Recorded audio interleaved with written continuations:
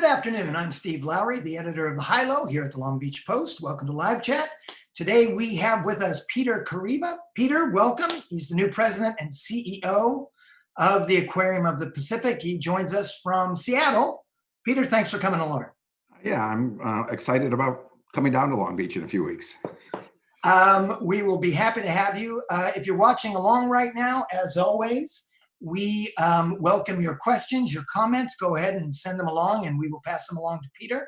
Ask what you want about the aquarium, where it's going, how it's standing up during the pandemic, his background, all kinds of things. Peter, I want to begin there. You took the job.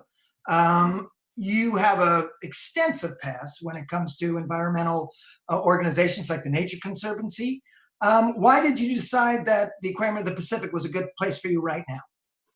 Yeah, lots of my friends are asking me that because they probably didn't see it happening. So I've worked for the federal government in fisheries, so West Coast conservation of fish. So the aquarium is a good match there.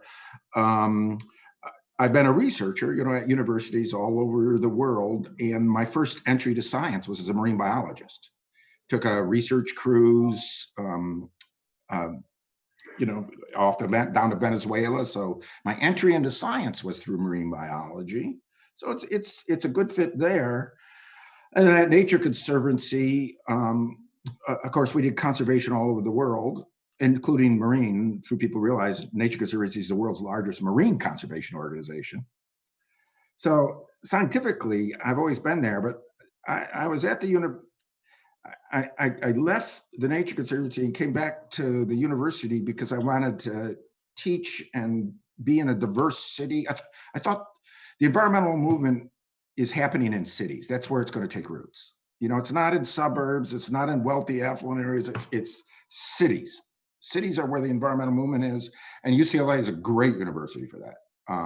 It's fabulous, but even UCLA is restricted in, not a lot of people don't get into it. Mm-hmm. It's, in a way, it's proudly elitist. It's hard to get into. Mm-hmm. Aquaria and museums and zoos are platforms that are open to everything. And I got to know the aquarium because Jerry Schubel, the president for the aquarium for 17, 18 years. Yeah. So Jerry, right after I moved here, I knew Jerry I worked for NOAA too. So I worked for the federal government. And I knew Jerry from that world. He and I were on a science advisory board for NOAA. And when I moved to UCLA, he started inviting me for his evening series, where they were really sort of public engagement. And I liked it. I mean, it was real engagement with a community, that just were there because they wanted to be there. Yeah. And then I taught a small little class at UCLA. There's a group of 7 graduating seniors who are doing research. And for some reason, I can't remember why, but we came to the aquaria. I think probably Jerry invited me down. And 3 of the kids started just beaming about this experience they had. They were Latino, and they just, it's sort of where they discovered biology. And so it's just, I'm no longer a really high-powered researcher. I still do research. I'm very analytical, and I will still very much be engaged in science. But in many ways, I think we know enough scientifically for many of our problems. What we really need to do is connect with the public, engage with the public. So many of the issues are public goods, public decisions, and what better place than the aquarium? It's an exciting place.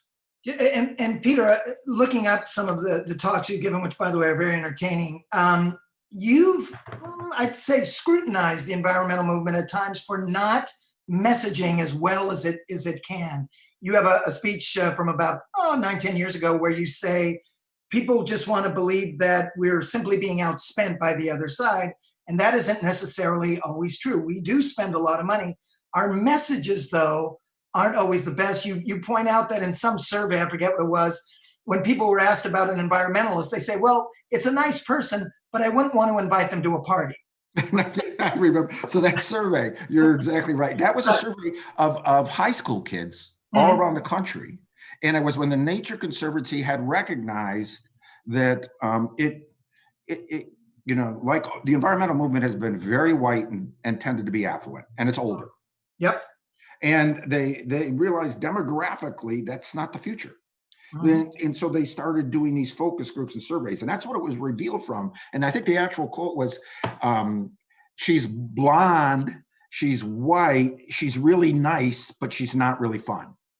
Now, how do you, so like you say, you've got the science, how do you get it to people so it's palatable and it's something that people can take in and say, okay, I can get with this?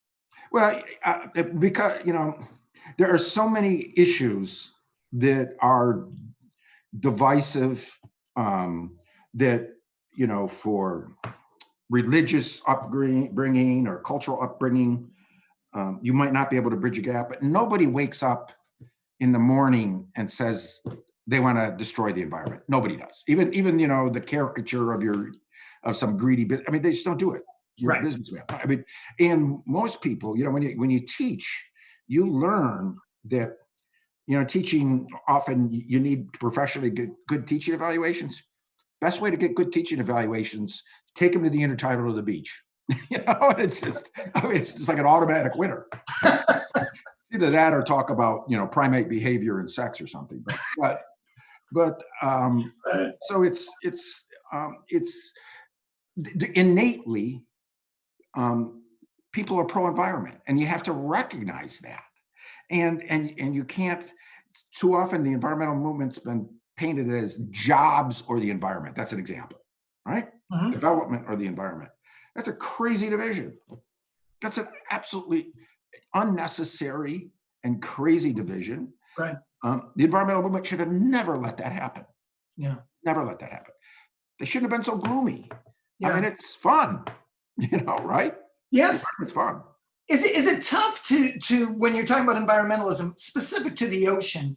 Is it more difficult to get people to care about something that many people fear, number one, and that remains a mystery even to scientists themselves? Most of the ocean hasn't actually been even explored.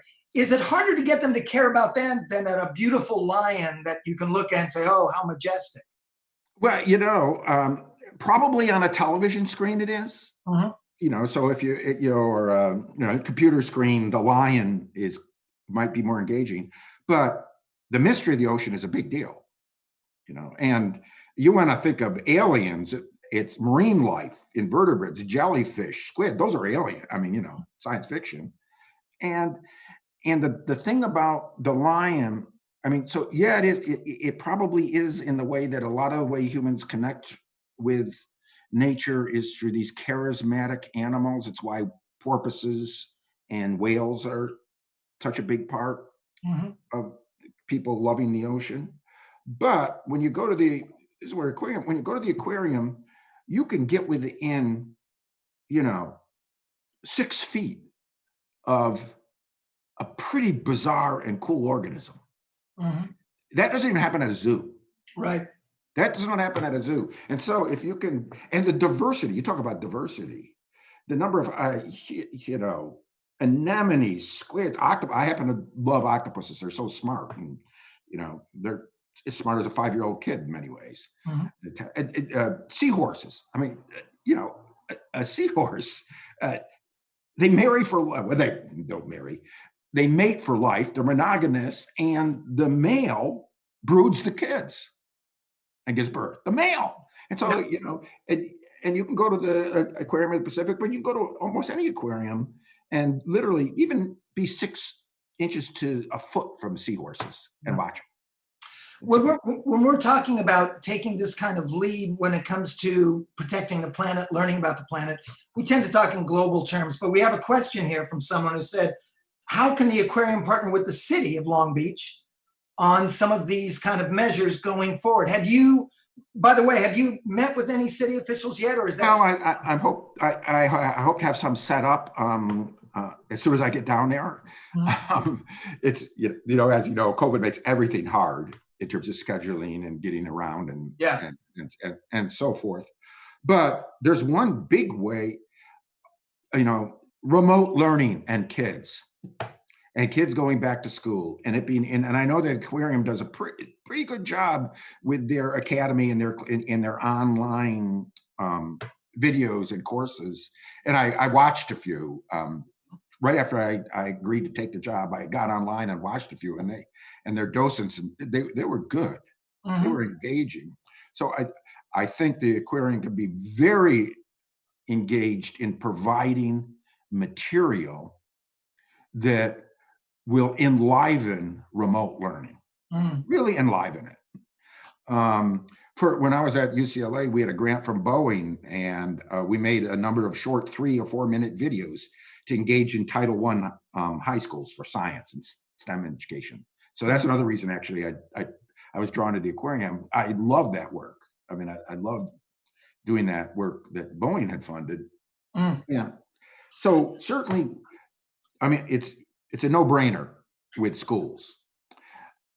I think because even when you can't go inside, the Aquarium has this outdoor facility. It can provide a place for kind of controlled field trips. That are still, what do I remember from when I was a kid? A field trip. Yeah. Right. And you're not just running wild. It's outdoors. You can keep your distancing, but there's still something cool going on. So for education, for sure. I think for convening and just being a place where people, Californians, I think, identify with the ocean, the beach. I mean, it's a coastal state. Yep. And so many of the issues, everything from the port and the pollution from the port, but also the economy and the jobs from the port, fisheries, climate change in the ocean, sea level rise. It touches everybody. Well, it's interesting you mentioned that. We have another question. You're quite popular, Peter.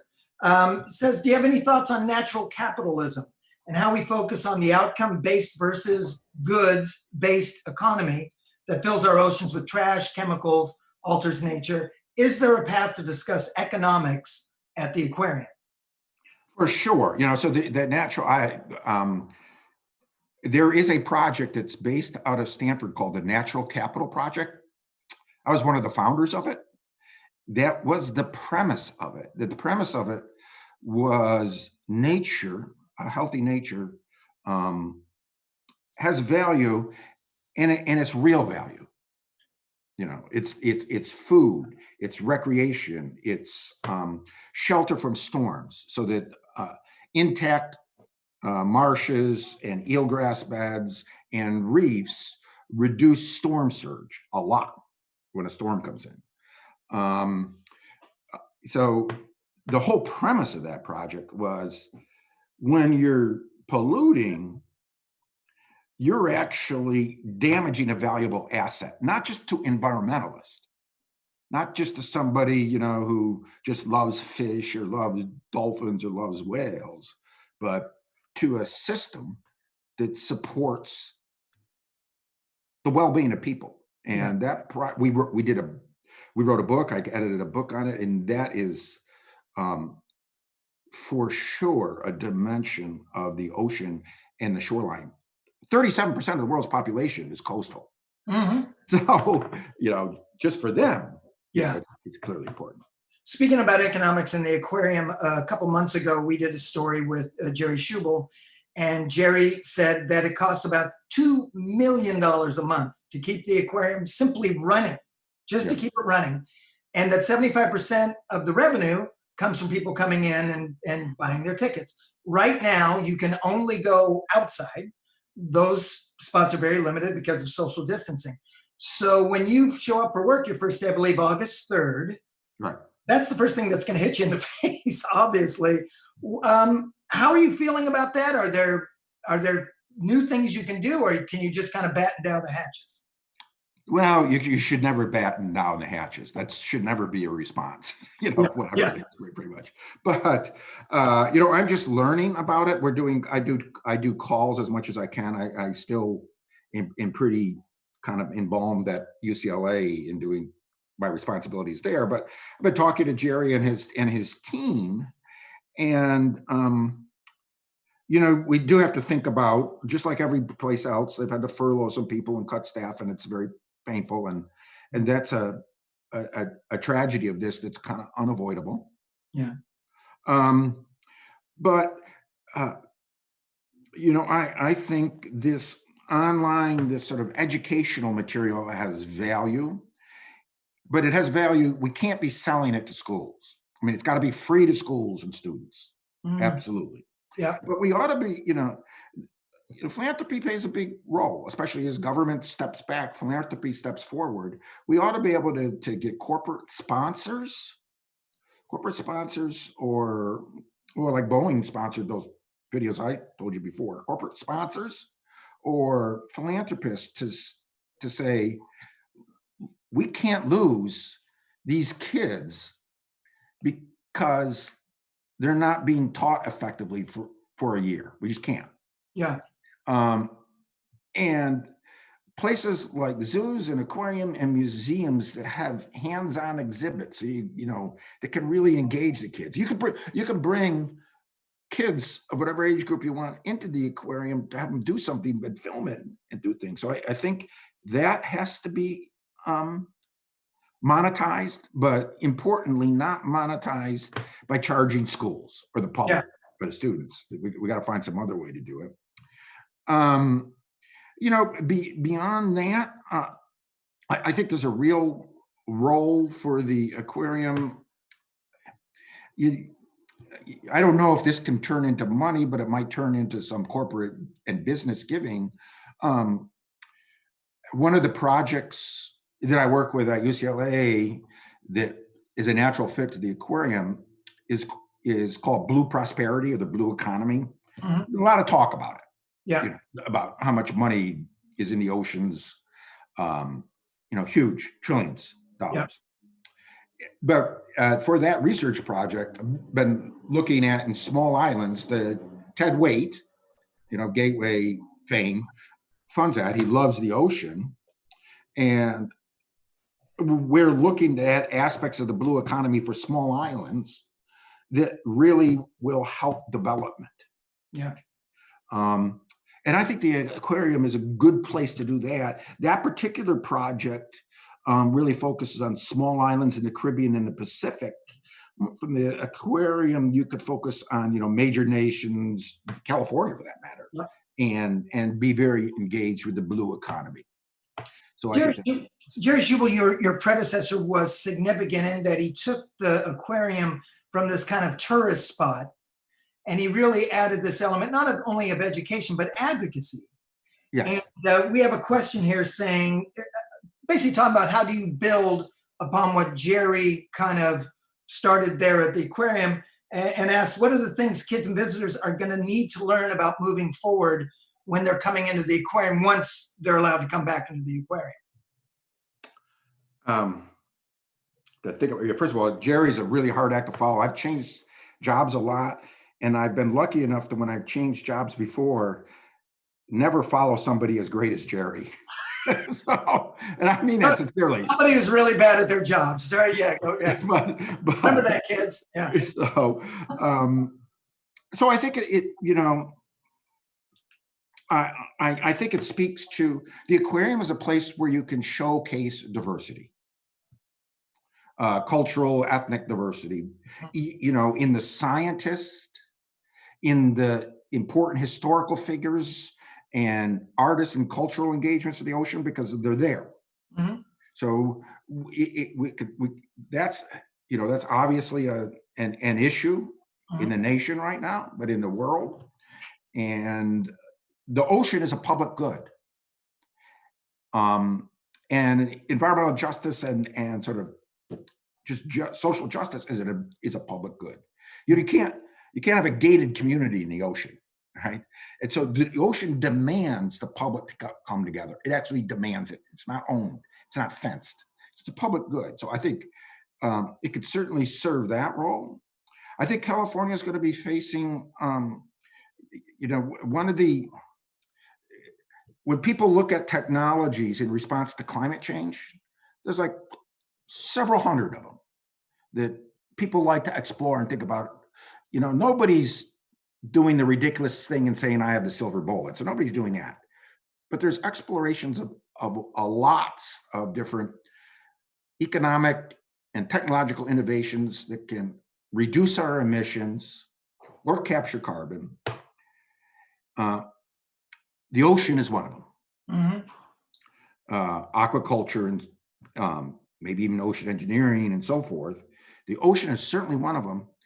And a lot of the ocean activities do not require big, giant infrastructure. They're what is called granular economy, which means they produce more jobs, they learn faster, and they have more equity. More people have access to them compared to some, and they can happen fast compared to, rebuilding the whole electric grid. Mm-hmm. Or in Saudi Arabia, having this giant solar collector.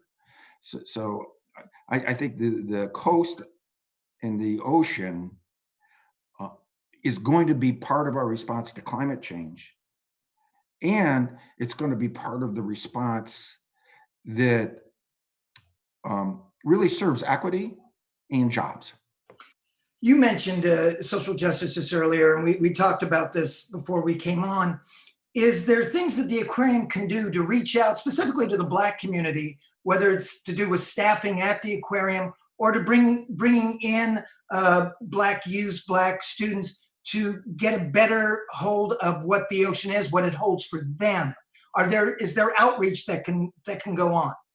So the aquarium already has a terrific docent program where it brings in volunteers, and that is very diverse. If you look at it right now, I asked Jerry about it and in these videos. So that's a place where you could do it, and I think they're doing a pretty good job of it. I think the way it can be ramped up a little bit, and we did this at the Nature Conservancy. We had a program called the LEAF program. I forget what it stood for, but it took high school kids. It was run by Toyota. I mentioned these companies funding things. They're funding things because, like, Boeing needs engineers and scientists. Toyota does as well. So they're supporting education for STEM, science, technology, energy, engineering. So what I think we could do with that docent program is make it very much a college prep program. And that's what we did, at the Nature Conservancy. We actually took those kids. They did work. They did real work. They weren't docents. They did a lot. Docents do work, but these kids were building fences and, pulling, really getting dirty work. Right. But we took them to college campuses, and we made that program a mentorship program. And I think we can. Maybe the aquarium already does it, but I think that's, and as I said, I know that they're very, very committed to recruiting diversity for the docents, and that shows them just in the data, but making that like a college prep program, which I have some experience with from the Nature Conservancy. And it's one of the other reasons is when you're an educator, like I have been all my life to some extent, there's periods where you can intervene and make the greatest difference. It's high school and middle school. Yeah. And as you get older, less so. Peter, we're almost out of time. I wanted to ask you, you start on the 3rd. Will you actually be coming to Long Beach? Will you be doing it? You will be. Yeah, my son's birthday on the 3rd, so I'm coming down that night, and then I hope to be showing up at the facility Tuesday.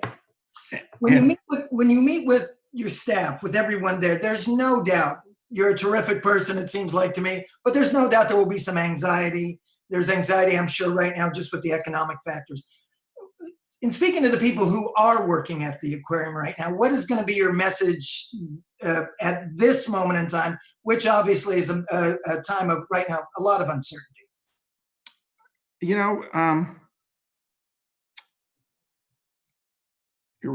I guess that we're a team and we care. One of the nice things about, another reason I left a university to come back to something like the aquarium is and this is really true. It's not just the Aquarium of the Pacific. It's I've been calling up aquarium directors around the country this week just to get their experiences. Is that the people that work at Aquaria, they share common values and they feel like they're really part of a team. And that's pretty cool. They're not competing with each other. And it's to really, say that recognizing that, we'll do the best we can to take care of you and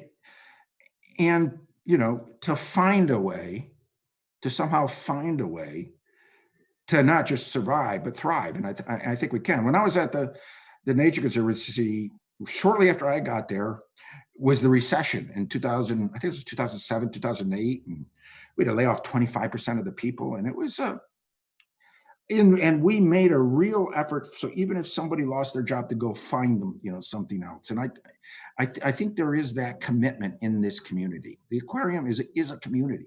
Yeah. It's a community. Yeah. And as you'll find, Long Beach is that way too. It's a very small, big city. So people tend to care about everything in the city. And the aquarium, of course, is just a huge point of pride for the city. Yeah, when I've been there, I just like the energy of watching people go through it. I mean, it's sad we can't see that energy, but right. It will come back. I mean, with certainty, that will return, and that energy is amazing. Peter, thank you very much. We really appreciate you. This went really, really fast, by the way. Appreciate. Well, hopefully we'll see you when you're down here. Yep. All right. And again, thank you to everybody at home. Thanks for listening. Thanks for your questions. They were great. I'm not sure what the subject is tomorrow, but I'm sure it's easily as fascinating as this. Or how could it be? But it'll still be good. Anyways, thanks very much for tuning in. Right. Peter, thanks again. Thanks again. Good afternoon.